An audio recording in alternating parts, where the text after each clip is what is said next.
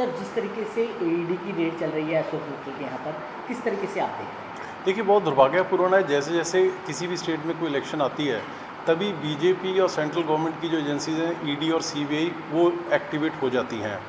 पंजाब में बीजेपी ने काफ़ी रैलीज़ की, लेकिन उनका ग्राउंड पे कुछ भी उनको देखने को समर्थन नहीं मिला। इस करके उन्होंने, मैं तो ये समझता हूँ कि आज बीजेपी ने इस रेड के ज़रिए पंजाब में अपनी इलेक्शन कैंपेन जो है वो लॉन्च कर दी है। लेकिन एक चीज़ मैं स्पष्ट कर देना चाहूँगा कि जिस तरह से पिछले 4 साल में भगवंत मान सरकार ने काम किए हैं, 2027 में ईडी जितने मर्जी जोर लगा ले, सीबीआई जितने मर्जी केसेस दर्ज कर ले, पंजाब के लोग मन बना चुके हैं कि फिर से दोबारा आम आदमी पार्टी की भगवंत मान सरकार को लेके आना है। तो ये कहा जा रहा है कि राघव चड्ढा कहीं ना कहीं पार्टी से नाराज़ थे और बीजेपी के नज़दीक आ गए हैं, उनको सिक्योरिटी भी प्रदान की गई है सेंटर की तरफ से जेड। तो ये तो आपके सवाल में ही आपका जवाब छिपा हुआ है। आप खुद ही मान रहे हो कि उन्होंने ही शायद ये सारा कुछ किया या करवाया हो कि जैसे ही उनको डिप्टी लीडर के पद से वो दूर गए, अशोक मित्तल जी बने और हफ्ते के अंदर उनके ऊपर रेड हो जाती है। और Z+ सिक्योरिटी सेंट्रल गवर्नमेंट से मिलना, आई थिंक 2+2 ये सारा कुछ बड़े क्लैरिटी के साथ ये उसी तरफ इंडिकेट करता है कि उनकी जो नज़दीकियाँ बीजेपी के साथ वो बड़ी घनिष्ठ हो चुकी हैं और ये सारा उसी की कार्रवाई के तहत हो रहा है। तो बीजेपी की तरफ से बयान आया है कि आम आदमी पार्टी गलत आरोप लगा रही है, मोदी जी स्वच्छता अभियान चला रहे हैं और हर्षद मेहता हैं अशोक मित्तल।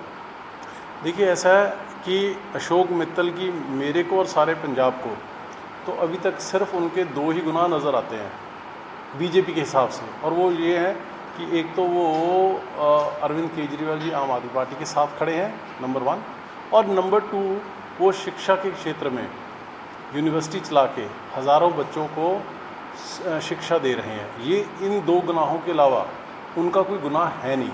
सो इस करके मैं कहूँगा कि बीजेपी ने तो जो अपनी वॉशिंग मशीन रखी हुई है कि जो उनके साथ है वो पाक साफ़ है, बाकी सारे के सारे दागदार हैं। सो मैं मोदी जी से, अमित शाह जी से विनती करूँगा कि आप अपनी इस वॉशिंग मशीन के ज़रिए डेमोक्रेसी को ख़त्म करने की कोशिश ना करें। लेकिन जिस तरीके से रमनीत सिंह बिट्टू कह रहे हैं सर कि कहीं ना कहीं उन्होंने जिस तरीके से SC बच्चों का हक मारने की बात कही है, साथ साथ नॉर्थ ईस्ट के बच्चों के हक मारने की बात कही है, स्कॉलरशिप को लेकर गबन का आरोप जो है उन्होंने लगाया है। देखिए, ऐसा है कि अभी तक ये ना तो मैं आपके मुंह से पहली बार ये बात सुन रहा हूँ, ना पंजाब में कभी ये बात उठी है।